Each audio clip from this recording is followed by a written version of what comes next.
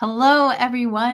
Welcome back to our Inspirational Interview series. I'm Hannah Levesque with Heartfelt Wellbeing, and this is our first inspirational interview of 2023. So I'm super excited to introduce you today to Anna Levesque, who, well, I'll mention in a moment, but she's really, really amazing lady. So I'm going to read her little bio here, and then I'm going to add something onto the end.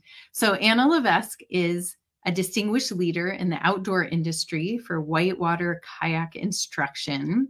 What differentiates Anna in her approach to physical and mental well-being and how this is tied to success on the water and in life. She leads, inspires, and coaches her clients on the self-leadership required to live a healthy, confident, and adventurous life. Sounds familiar, right? And is a sought-after speaker and facilitator for empowering leaders in the outdoor industry. Among her many accomplishments and accolades, Anna is the author of the book Yoga for Paddling, which was named one of the most inspirational paddlers alive by Canoe and Kayak magazine, and voted the most inspirational outdoors person by Blue Ridge Outdoor magazine. She has paddled, taught, and competed on the international stage for close to 30 years and is passionate about empowering her clients with courage and confidence through her company, Mind, Body, Paddle. And another claim to fame, at least in this community, is Anna went to Ayurveda school with me. So we both started our Ayurveda journey, educational journey together. And I'm super excited to have her here today. And we're going to be focusing on how Ayurveda and yoga support a courageous and confident mindset in all aspects of life, including sports and adventure performance. So without further ado, here is Anna. Hello. Hey. Welcome. So Thanks, glad to have Hannah. you here. Yeah, it's great to be here. Thanks for having me. Yeah. So I'd love for you just to start with your story of what's the background of how you came to, I guess, both your sports trajectory and your yoga and Ayurveda. Sure. Yes. So they're okay, two separate. So kayaking was first, and I was in university and I needed a summer job. And so I went to, as I was looking. So first of all, setting the stage, I was in university and I was on law school track. Okay. I needed a summer job. So I was going around my hometown, which I grew up in between Ottawa and Montreal, up in Canada. I was going out for job search. So I was dressed professionally and nothing was really inspiring me. I was like, I don't know, that doesn't seem very like I'm getting a lot of leads. And this random thought popped into my head. Oh, there's a rafting company across the river that uh, maybe I could do that. I'm going to go over there and check it out. And I went over there dressed professionally. Now that I know something, I've been in the outdoor industry now for 30 years. They must have really thought like they must have had a field day, behind my back, being like, what is this woman? Like, what is this girl doing? So it was too late to become a raft guide. And they offered me a job in the kitchen. And I was like, "Well, sure." And I bet they were like, "This woman is not gonna last a week here." I can just imagine the conversations. So I took the job in the kitchen, super not glamorous, and I went whitewater rafting for the first time, fell in love with it, saw people kayaking, and was immediately hooked. And instead of going to law school, fast forward 2 years later, I had my parents drop me off at a rafting company in West Virginia so I could raft guide when I graduated college. My dad he was also in law, so he was not. I don't think either of them were very happy. And he asked me for several years, when are you going to get a real job? I think they thought it was a phase. And it has obviously worked out for me. So following my passion has always been really important to me. It's not like I wasn't an outdoors person before. I grew up ski racing and loved being outside. connecting with nature has always been really important to me. And I feel like Ayurveda is based on the philosophy, the fact, the belief that we are nature. And so I think my connection to nature is really the through thread. But Ayurveda was actually, my husband and I were trying to start a family, and we could not get pregnant no matter what we tried. Natural, we did IVF, nothing worked. And I was feeling really depressed, and I was really turning to food as for pacification. And I remember feeling heavy, and my face was broken out. And I had already completed my 200-hour yoga teacher training at the Asheville Yoga Center, and I had started my 300-hour. And I went to a workshop at this time about Ayurveda, and the teacher was from the Bay Area, and he is a Chinese doctor, traditional Chinese medicine doctor, an Ayurvedic doctor, a yoga teacher, and it just blew my mind. And it provided me with, just, I was feeling like I said, heavy, depressed. And he, introduced the principle of incorporating opposite action. And I just thought, I'm going to try this for real. I'm going to try this Ayurvedic stuff for real. And it changed my life. It changed my life. It changed my, people who know me would say your body looks different. And I was able to clear my mind, right? Find inspiration again through the path of Ayurveda. And it really helped me. And so then I actually was so inspired by his weekend that when he came back, and a year and a half later, I went back. And then I decided that Ayurveda was really my path. Like, yoga teacher is nice, and I love teaching yoga, and yoga helps me. It's part of it. But Ayurveda was really like, this is the path for me. And I was thinking of going out to New Mexico to study with Dr. Lad. And then I had already been seeing Vishnu, who it was my Ayurvedic doctor. And he launched the program that we both took. And I was like, I'm in. I was so excited that I could take it in Asheville.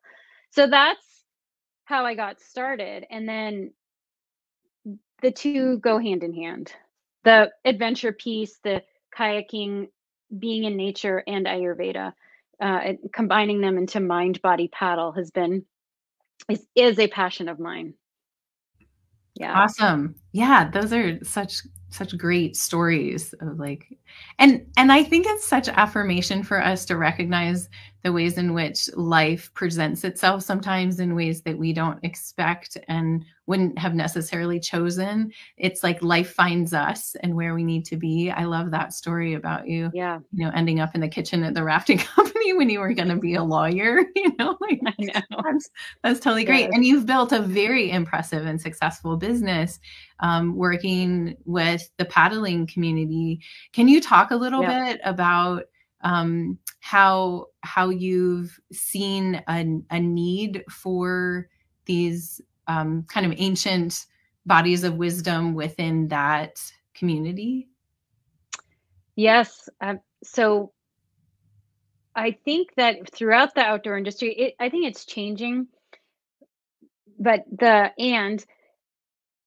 there's a lot of folks in the outdoor industry that, because they mountain bike or because they kayak or because they ski, they equate that with, I'm healthy and I don't need to do anything else. At least that was my experience with the people who were around me. And that was something that I took on as well.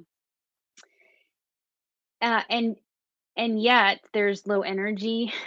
There is brain fog. There is, a lot of women, I work mainly with women, lack of confidence, and our minds and our bodies are not separate, as we know.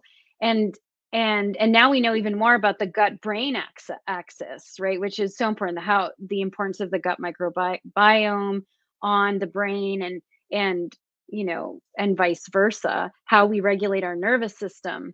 And so I think that the way I approach mental agility and mindset is that you can't have an empowered mindset or a confident mindset, or if you're running a difficult, a challenging river to you, it's really difficult to feel empowered if you're not sleeping well, if you haven't nourished yourself, if you've got brain fog because you're snacking all the time. Um, if you don't have a strong morning routine, if you look at your phone first thing in the morning and your nervous system spikes immediately because you're giving your power away to the news and to emails and social media, other people, then you're starting up here already nervous system super activated, and then you go do something even more activating, and it can be really challenging to find your center and that steadiness that you need to uh, I talk a lot about separating fact from story, right? There's what's actually happening, and then there's the story that you're telling yourself about what's happening. And we conflate the two, and we take the story that we're telling ourselves about what's happening as the truth, when it's not the truth. It's a point of view, and I'm not saying it's wrong, it's just a point of view. And yoga and Ayurveda and being present can help us pull those two apart and help us have a more powerful mindset. But that doesn't happen if we're not taking care of our bodies and our minds and paying attention to schedule, right? And the rhythms of the season and our own constitution. I mean, all Ayurveda gives us so much knowledge to work with. So, yes. I think yes, that's also powerful. So within that context, so we had said where this focus is how Ayurveda and yoga support a courageous and confident mindset in all aspects of life, including sports and adventure performance. Do you have some key points that you would like to touch on in terms of ways in which yoga and Ayurveda specifically support confidence? Yes. Yeah. Well, I think morning routine is huge. I've already mentioned, if you can train yourself to, and I think I work a lot with my clients with this, is so many folks will look at their phones first thing in the morning, Mhm. and learning how to create boundaries. So I think of boundaries as, I like the riverbank analogy, where the river only exists because of the banks, right? So if there were no banks to a river, there would the water would dissipate. I don't know, would like be absorbed by the land. And within those banks, the river can flow and do its thing. And there's a lot of creativity. And so I see with Ayurveda and a morning routine specifically and schedule, is that you create those banks, right, of the river. And sometimes the banks are narrower, and sometimes they're wider, and sometimes the banks are curving. But within those banks, you have some creativity. So setting aside time in the morning, from whether it's 6 a.m. to 7 a.m., or maybe it's 6 a.m. to 9 a.m. some days, and then having some routines that you're doing every morning, whether that, scraping your tongue, for instance, brushing your teeth, oil pulling, nausea oil, right? Things that you can do, and drinking. I love to drink warm lemon water.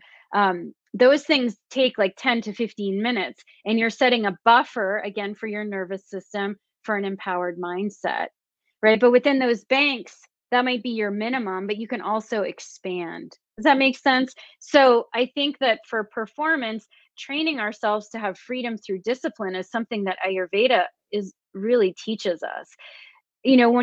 When I first came to Ayurveda, and maybe you experience the same, it's like, oh my gosh, there's so many rules.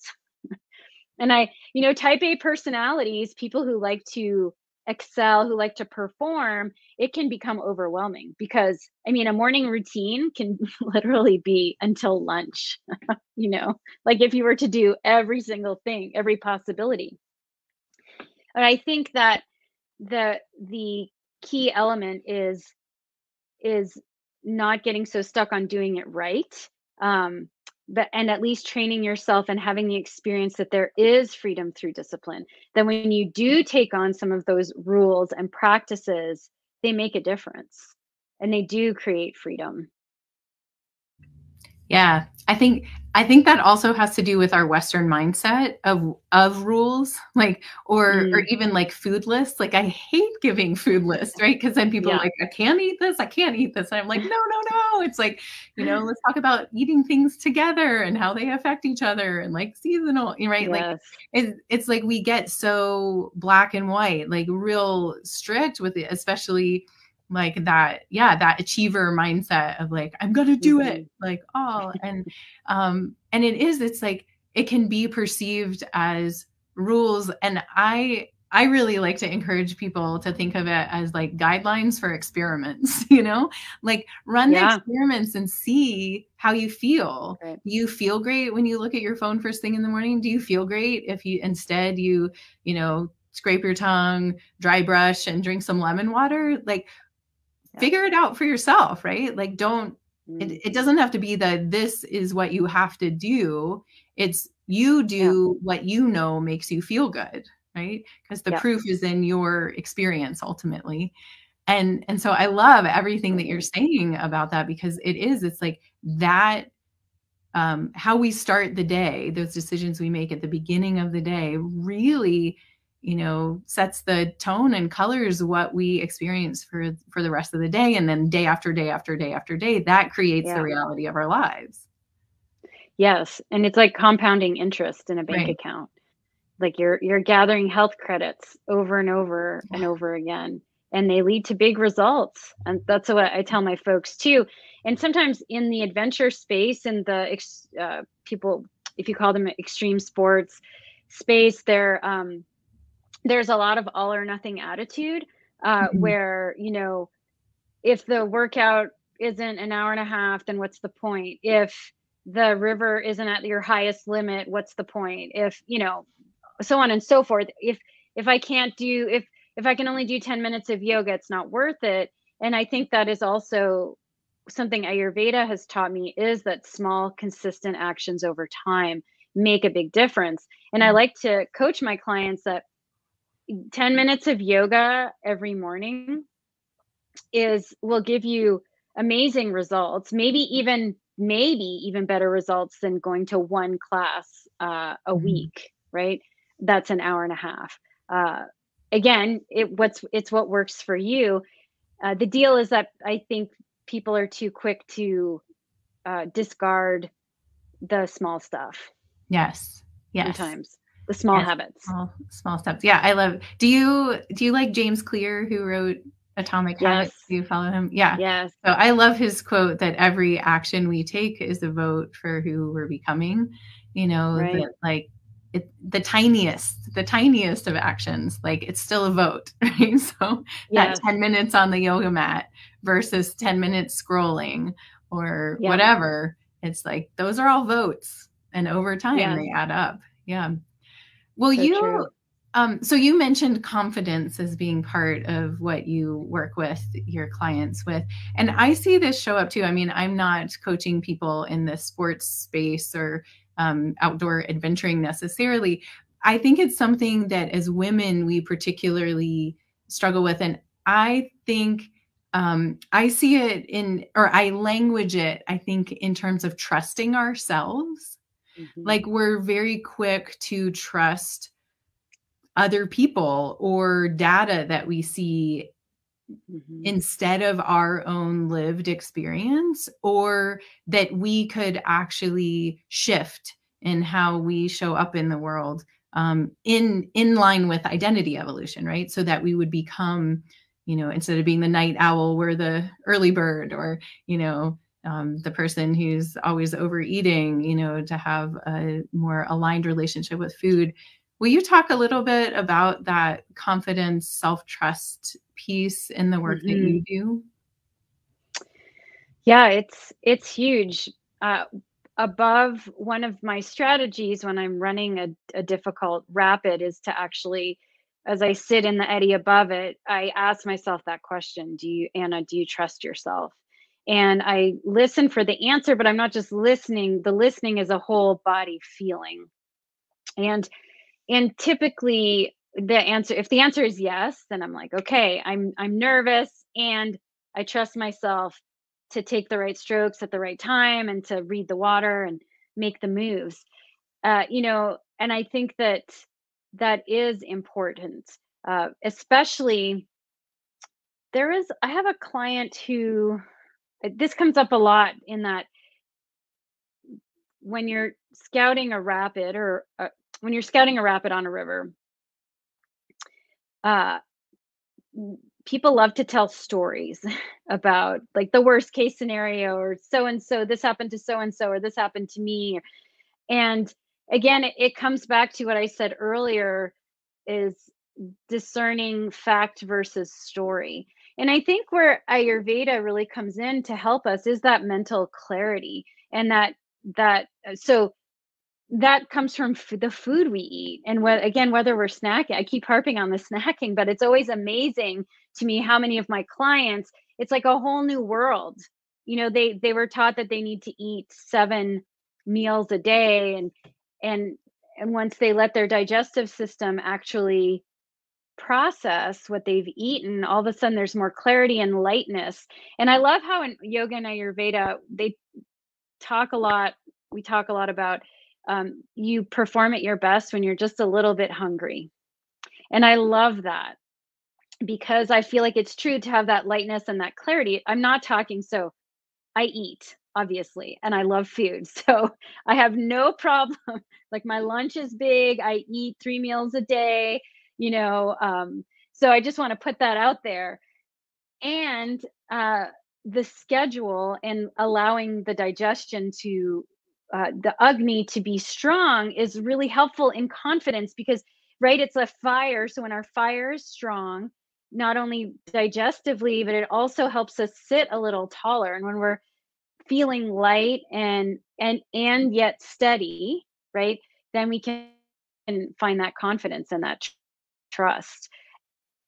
And knowing our constitution, and when we have practice eating and designing our diet and lifestyle around our constitution, like you said, it's a test. For me, it's given me the experience that I can trust myself and my unique constitution, and trust that I know what I need in any given moment. So when those people are telling those crazy stories, I can say, okay, that's not true for me right now. I'm standing here in front of this rapid. What do I see? I see the line, and I trust myself.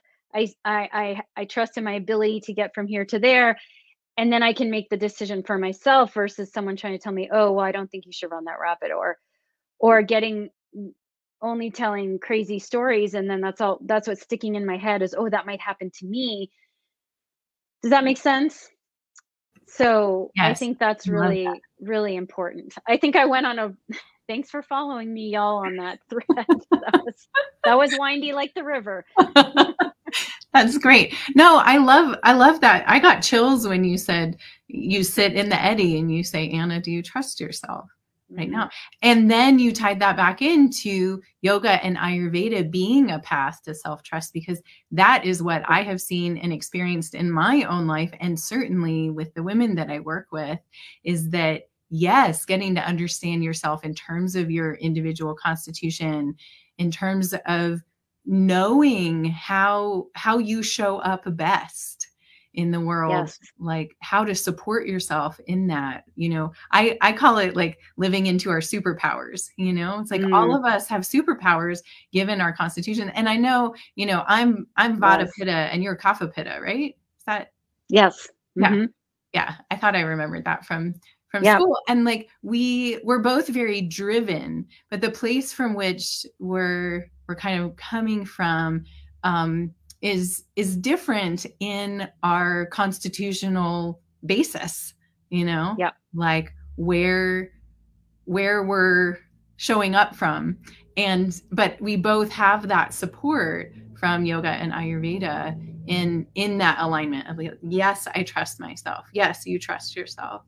And Yep. and so are those really the tools that you're cultivating with the women that you work with, to for them to Yep. be able to sit in the eddy and say, do I trust myself? And the answer be yes.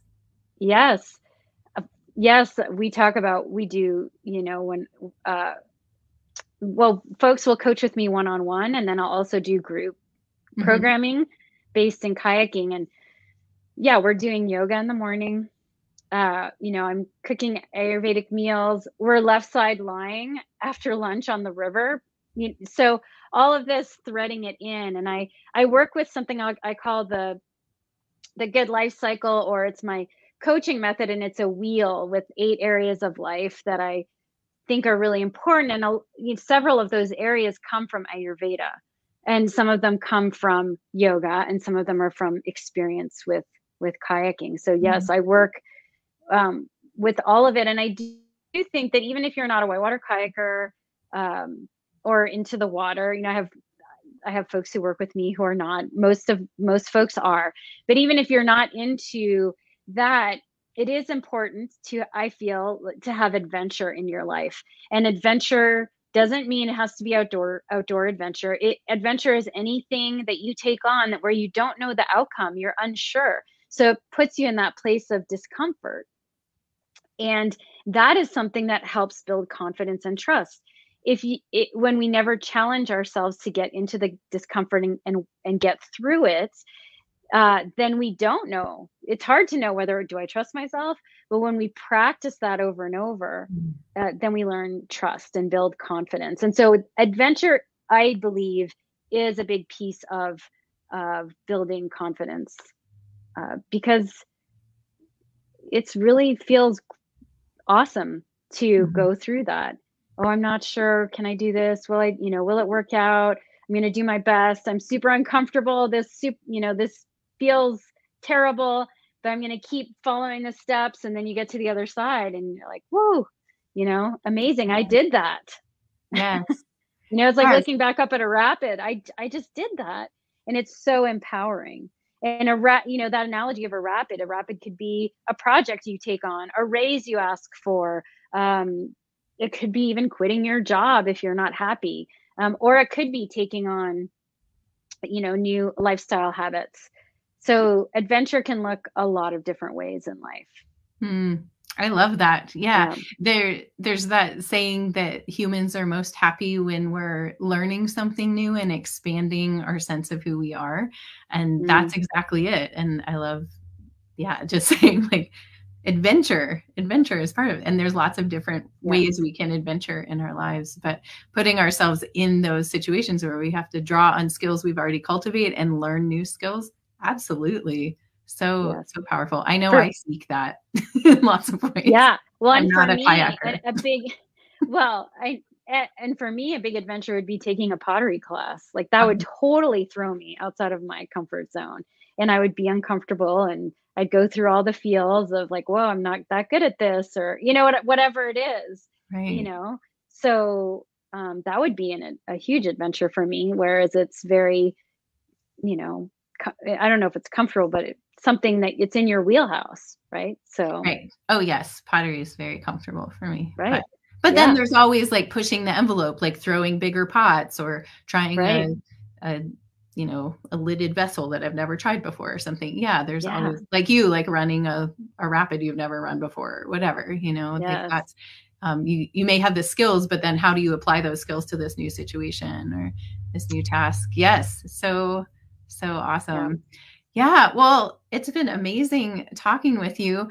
Um, I guess too, I think it's important for us to just um I think both of us like we're working with women in the work that we do. And to say that, I mean, I just feel called to say, I guess, that Yeah. really I see that women are the change makers in the world right now, whether Mm. it's being a mama or being somebody that other people are like emulating, right? Like there's a lot Yeah. of empowerment that comes down through being around people that are in alignment with themselves, with their confidence, with their truth. And so much of that for me really came from learning Ayurveda and yoga, Mm. to feel like I'm good, like I'm good the way I am, that I'm not trying to be like somebody else. It's for me to Yes. live more and more and more fully into this, this Yeah. body, this mind, this spirit. And so I just so appreciate the work that you're doing in the world too, because I feel like there's more need than there is support right now. So I'm just always like, we're all here supporting, because we're in a big evolution, I think, in this time. So Yes. thank you for the work that you're doing too. Oh, you're welcome. Thank you. Thank you for having me. I think that also supporting each other is so important, and having that abundance mindset. That I can't wait to have you come to my group as well and speak, and raising each other up, and you know yeah, letting folks know about the work that we do, and collaborating when we can, I think is so important, for that support, and for the change making. Absolutely. We can Yes. amplify each other's voices. Yes. Yeah. Yes, absolutely. So if folks are So I curious, appreciate you having me. yes, my pleasure. I'm so glad to have you. Yeah. And if folks are interested to learn more about what you do, where can you direct them? Yep, you can go to my website, mindbodypaddle.com. I'm on Facebook, Mind Body Paddle. I'm on Instagram, at Anna C. Levesque. And hopefully Oh, Hannah I has said that your spelled last out name somewhere. wrong. It's okay. It's French Canadian, and the S is silent, but Levesque works too. I have But I'm on always said Instagram. it that way and heard it that way. That's so It's funny. Yeah, I know. Back. Yes, Okay. that's fine. So I'm on Instagram, so you can check me out there. Also on TikTok, if any of you are TikTok users. Anna, I think it's Anna Levesque. So I put out a weekly newsletter. You can sign up at my website, again, mindbodypaddle.com, and would love, to hear from you. Would love to hear what you thought about this. So feel free to reach out. My email is anna@mindbodypaddle.com. So would love to hear from y'all. Well, great. Well, thank you so Yeah. much for being here and inspiring us and inviting us into new adventures for the new year. So Yay. let's all Yes, go new have some. adventures for the new year. I love it. Have fun out there, y'all, and remember to trust yourselves. You got Yes. this. Awesome. Thanks so much, Anna. Take care. Thanks, Hannah.